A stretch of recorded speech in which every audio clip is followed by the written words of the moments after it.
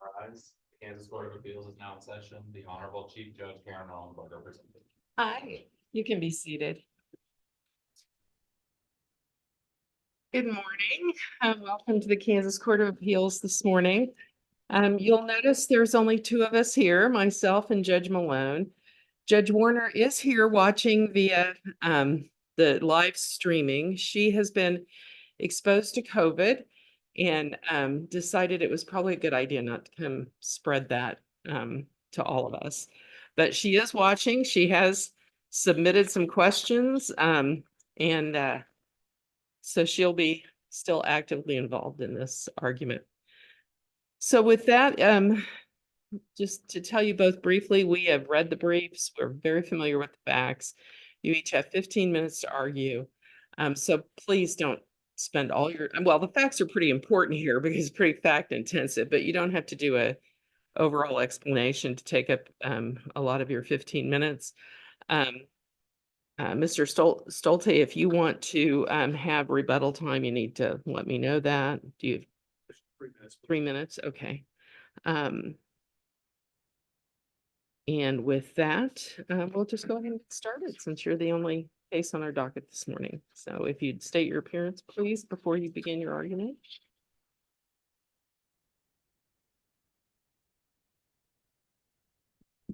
Good morning. Adam Stolte on behalf of the appellant, Mr. Leonard Laguardia. First of all, thank you for granting our motion for oral argument in this case. There's a few things that I wanted to point out. I understand that the court has, and this panel has read the briefs, but I think it's the most important thing here, in our opinion, are the comments of the officers themselves. And related to that, I have a question. This case came in during the time when we had our cybersecurity attack. Whether we had records or not was sometimes questionable. We don't see anywhere on the record on appeal the video. Did you have that included in the record and we're just missing it, or? Judge, I don't Yeah. remember if we added that to the record or not. Okay, and I'll ask you that, Mr. Tan, too, if you happen to know, but we were not able to locate it. So we wanted to make sure that you hadn't put it as part of the record on appeal, but then we somehow missed it, which happened a little bit during the cybersecurity incident. So we wanted to make sure we gave every benefit, because I know it is crucial what was said. That's correct, Judge. And I think most of the comments that we're relying on are uncontroverted. Okay. I think that there's a couple of times when the officers say something like, with regard to Mr. LaGuardia leaving his vehicle, it looks like something was going on, or there's some sort of criminal activity. They found it odd that he would leave his car. And they listed a series of potential crimes that he could have committed and been trying to cover up by putting distance between himself and the car, including not having insurance, not being registered, or some other sort of criminal activity. And then they listed DUI along with that. And it was based on— That was during their testimony, or did they accuse him of that out in the field? Both. So they accused him of that in the field, and then the officer Opperman testified to that in the motion to suppress hearing, and I believe that he testified to the same during the trial. So I think those two spots, but for sure during I didn't read the whole trial transcript before coming, but I do think that it was both. Yeah. But those are critical, because what we're dealing with here is reasonable suspicion. And with reasonable suspicion, there has to be specific and articulable facts to begin the investigation or extend the stop under Rodriguez. In this case, because they immediately moved into a DUI investigation, those specific and articulable facts have to relate to a DUI. And we know that he did not have those specific facts because he's saying some sort of criminal activity. I had one question about the facts. I'll get it out now. There had been some sort of a public service announcement that you weren't even supposed to report accidents because of the snowstorm. Was that in effect on the evening that this happened? I believe so. I believe that public announcement came out like a week or something before. During that time, we had been— Was there a week of snow? I think so, because I happen to actually live on 103rd Street. Okay. Right where this whole thing happened. And I do think that it was right in that amount of time. I do believe one of the field officers here testified he didn't know about any public safety announcement, but Mr. LaGuardia did. And that's why there's no injuries or anything, and that's why he didn't report. But the And he wasn't charged with not reporting, was he? I don't think so. I think it was Just the DUI. right. I think I just looked at but the officers testified multiple times and stated to him multiple times that or having an accident under those conditions wasn't a factor that they were considering with the DUI. Furthermore, the officers testified and confirmed his police reports in his, I think it's called a DUI action report or something similar to that his eyes looked normal, his attitude was normal, his walking and balance were normal. So everything looks normal, except they think that some sort of criminal activity is going on.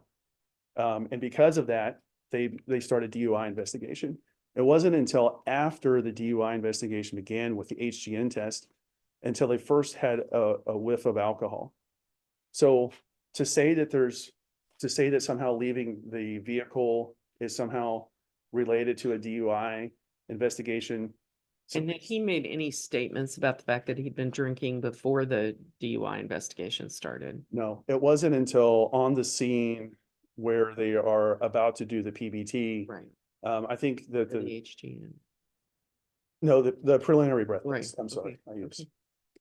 So that was after all the field sobriety tests had been completed. And that's when they asked him if he'd been drinking. Right. The judge in this case commented that at that point, when he made that comment, that it may have been, I can't remember her exact words, so may have been sarcastic or because of the badgering by the multiple officers who were on the scene. And so she thought that I don't think that the judge gave a whole lot of credence to that, but he did make that statement. Right, okay. So again, in order for this stop to be extended under US v. Rodriguez, there has to be specific and articulable facts related to a DUI to begin the DUI investigation. Rodriguez prohibits even a de minimis extension of the stop. The officer had everything that he needed from Mr. LaGuardia to do the crash scene investigation. He already had his ID in hand. There's nothing else that he needed, but instead of beginning the crash report like he said that he was going to, Officer Opperman that is, he then said, well, let's just do some tests just to see. And that's when he's first smelled alcohol. And you indicated earlier that there's really no dispute on the facts. I don't think there is. There's one point in the city's brief that I disagree with the way that they wrote a particular sentence on page 8. But that's, I don't think there's any dispute that the officer said what he said. Okay, and so that gets to our standard of review.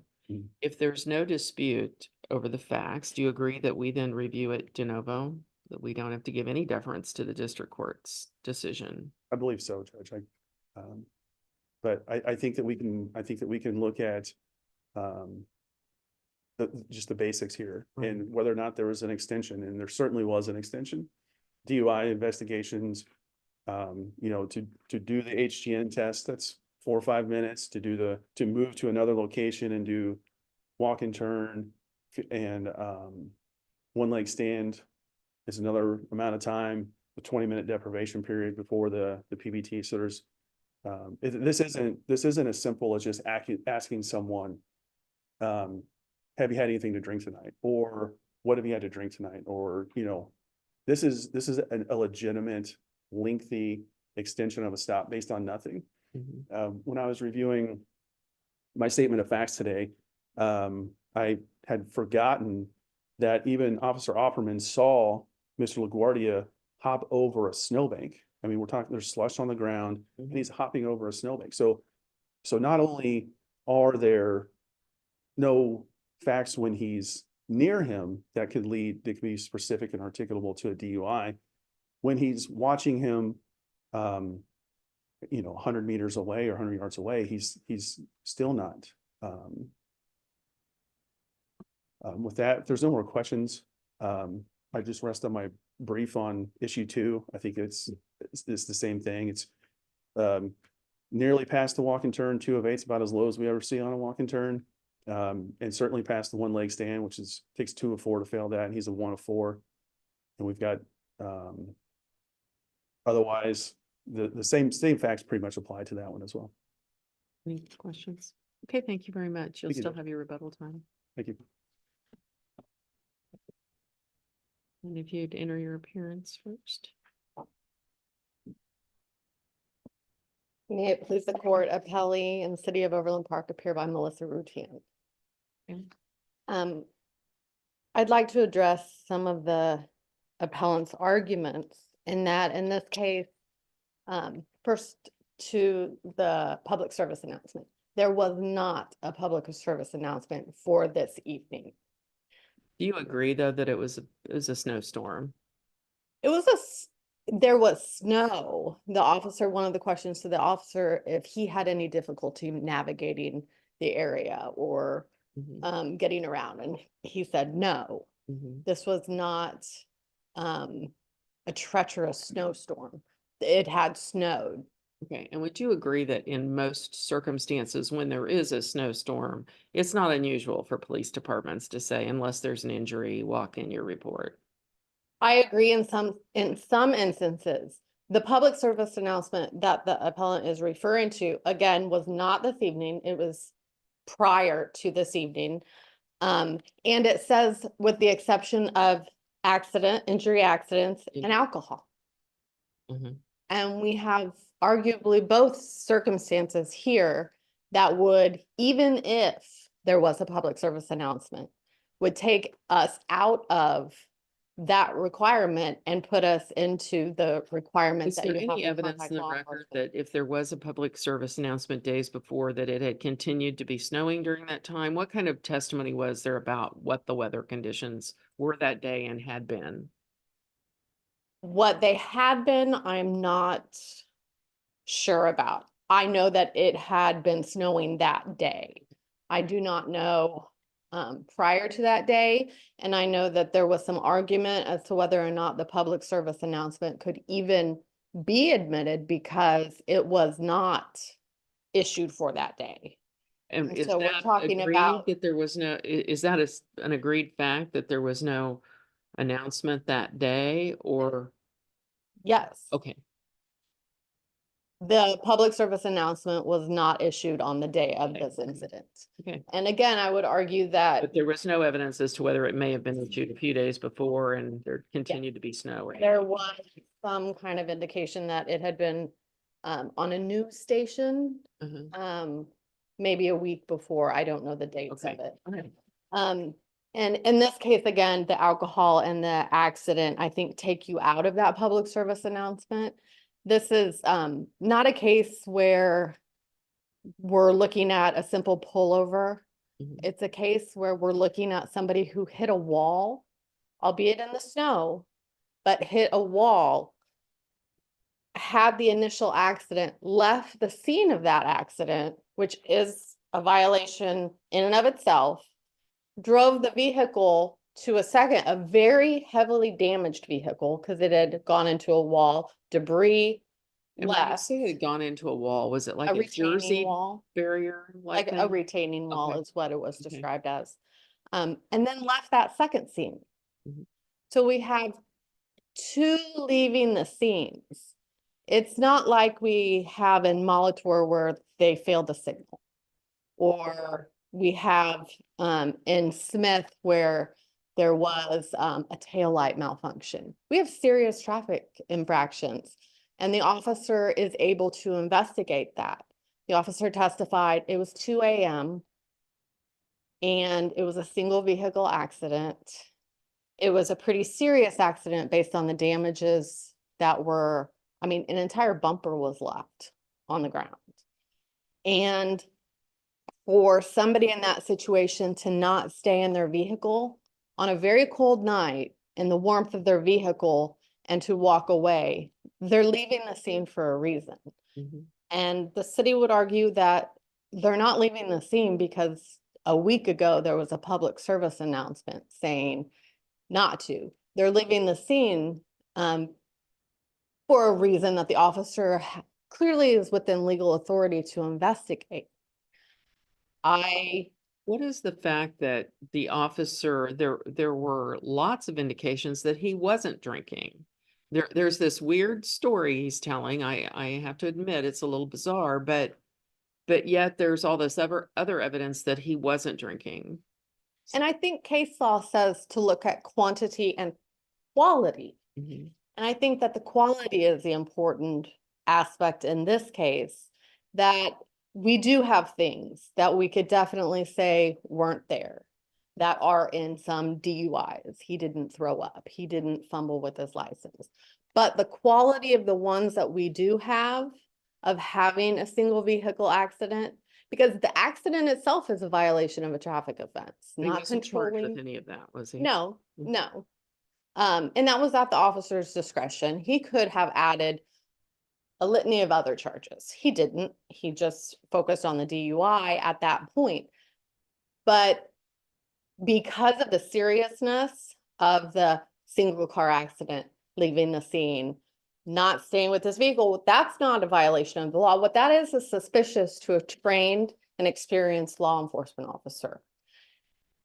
And the law enforcement officer testified that it was very suspicious to him because of the time of day, because of the circumstances, because of the two scenes, both scenes being left by the defendant. I don't think that we can go back and say that the officer did anything outside of what we would expect him to do. I would expect every officer in every leaving the scene of an accident to at least pay attention to and determine that alcohol was not a factor. And especially in this situation. I also would disagree with the appellant. So let's dig into that a little. Okay. So are you suggesting that the test is, the officer has the right to establish to his satisfaction that alcohol is not a factor, instead of he has to believe alcohol is a factor in order to do that investigation? I mean, are you jumping the gun by saying he gets to rule out alcohol rather than he has to have some reason to believe there is alcohol involved before? Is there a difference there? Maybe there's not. I don't know. I can tell what you're, Mhm. I think it's a minor discrepancy, because I think that if this was a 2 o'clock in the afternoon instead of a 2 o'clock in the morning, and this was a simple rear end where it may have been questionable as to whether or not it was something that needed to be reported. But that's not what we have. We have a situation where even if you're not in law enforcement, if you're looking at 2 accident scenes, that somebody's walked away from, well, first, I want him to make sure that everybody's okay. Mhm. Because you have to understand that when he comes upon this, he doesn't know anything. Sure. All he knows is there's an accident scene here and there's debris all over the road and there's no driver. He finds the driver, then he pretty quickly determines there's no injuries. Correct. Injuries are out of the way pretty Correct. But quickly. he also quickly determines that there's an odor of alcohol. When you say quickly, when did he didn't come? Within minutes of meeting, according even to the appellant's brief, within minutes of meeting the defendant, the officer takes notice of the odor of alcohol, I thought that was not noticed until he started the HGN test. which was within, Oh, okay. minutes of You're meeting. saying that it was, happened very quickly. it was very quickly. And at that point, he hadn't even He'd already started. started, but he had determined at that point he was gonna give him, he was gonna investigate the alcohol issue. And so he pulls him aside to do the HGN. Do we agree that that is really the point in time we need to look at? Did the officer have reasonable suspicion that he had committed or was committing a crime, to extend the stop in order to do the HGN? Well, we know he has committed a crime Mhm. already. And so the officer was investigating that. He had not started the HGN when he determined the odor of alcohol. I didn't read the record that way, but okay. No, it was, But he pulled it, I mean, that was his idea, though. He was Absolutely. detaining him to do that. he was detaining him in combination to investigate the leaving the scene and the accident. I don't think that we can divorce them. I don't think that he could have, within the minutes that we're talking about and getting the odor of alcohol, completed a hit and run investigation and all of the things that he needed to do from the beginning of the case. Okay, let's assume for a minute then that it is clear to the officer that alcohol is not involved.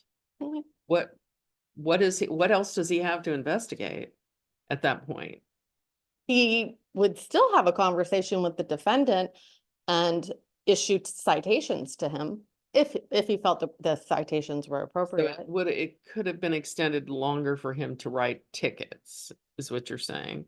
But the investigation part was assuming that at the point in time in this case where he decided he was gonna do some more checking, if at that time he had decided it's clearly this guy hasn't had anything to drink, there would be nothing else to there was nothing else to investigate at that point, was there?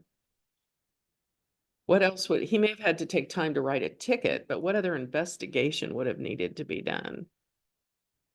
As far as the hit and run Uh-huh. and the accident, Uh-huh. nothing. He could have written the citation, Okay.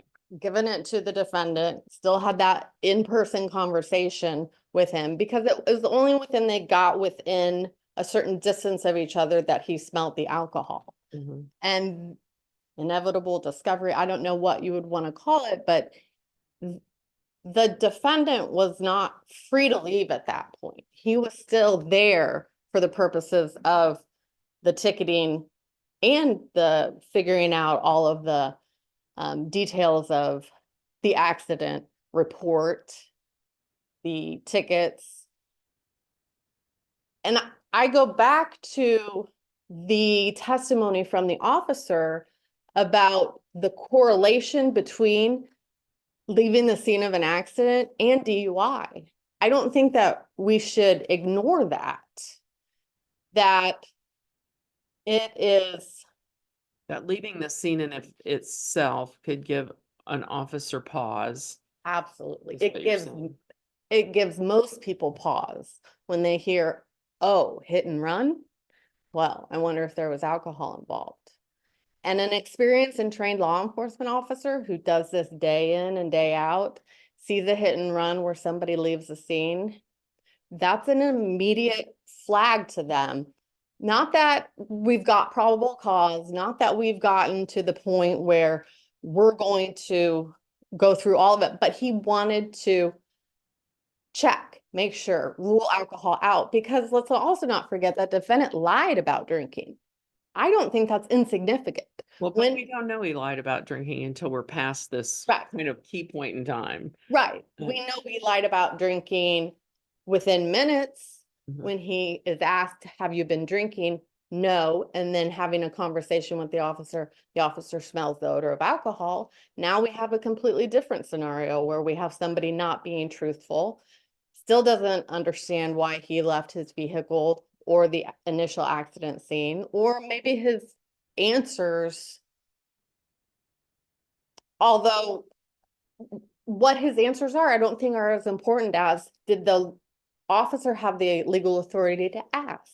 And I think he did, based on this factual scenario.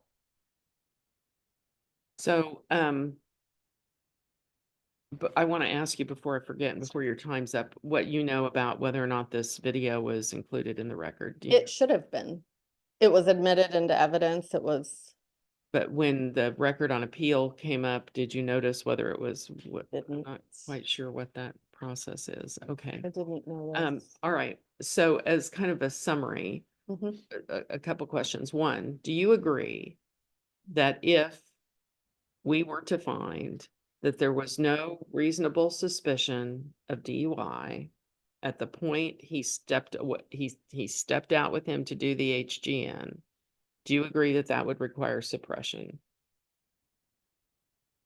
And I know you don't agree with the premise, but what I'm saying Right. is if That a hit and run or leaving the scene cannot be an indicator of a DUI. Is that what well, let's say we're that, yeah, that agreeing that if you're that saying that, hit and runs do not have any kind of correlation to DUI? okay, and are you saying that every hit and run can be extended for a DUI investigation? Is that your position? I, Okay, as someone who has seen this many hit and runs, would think that the officer was not doing their job if they didn't at least question it. And that's all the officer did was question it. okay, so let's assume then that we don't buy that. Okay. We don't buy that just hit and run, and maybe we do, I don't know, but would you agree that if there was no reasonable suspicion of DUI at that point, extending the stop would require suppression of everything following that? No, I think that the case law is clear that the officer can, as long as the delay is not unreasonable. Okay, And I think that that's what the case law is pointed out, that the officer doesn't have to close their eyes to other offenses mhm, or other things that are taking place at the time, as long as it's not an unreasonable delay. mhm. And I don't think that a couple minutes is an unreasonable delay when you balance community safety. Okay. Because I do think that there is a strong correlation between leaving the scene of an accident and DUI. It's the first question that I ask every hit and run Mhm. is, was it alcohol related? We have office policies preventing us from doing anything special to them because it's such a high prevalence. And for the officer to use just a couple of minutes Mhm. of the defendant's time and balance that with community safety, I think it's absolutely fine. Questions? Okay, thank you very much. It's a very interesting case. Any additional information on whether this was included in the record of appeal? So I did not actually look when I was doing my. Okay, so all I'm right. Sorry, Judge. Okay, But I just have a couple of responses. Right. So first of all, the smell of alcohol was after the HGN had already started. I cite to a bunch of places it's on page 3 of my brief, the site's there. Okay. So there's no clues before HGN. Other than it's a hit and run or he left the scene and they believe his explanation is a little iffy. Right. I think the hunch words I heard were suspicious or very suspicious, and I wonder what was going on. I think those are law school essay hunch words to me. But Hunch words, you said? yes. Yeah, okay. The other thing too that I think is important to note is that the officer stated over and over again that having an accident in these conditions weren't an indicator of DUI. Mr. LaGuardia asked those officers multiple times. He said, "No, I'm not worried about the accident at all." So I think But he doesn't have to tell him the truth either. he doesn't have to tell him the truth, but he stated it many times. Yeah. And I think that, if I don't know, I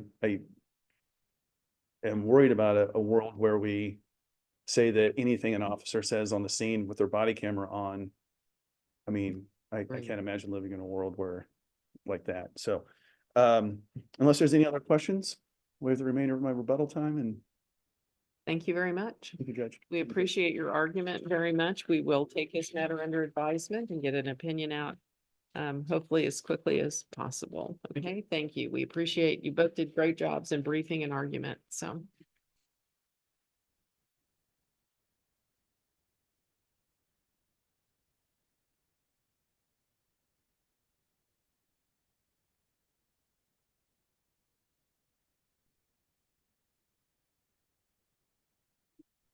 No.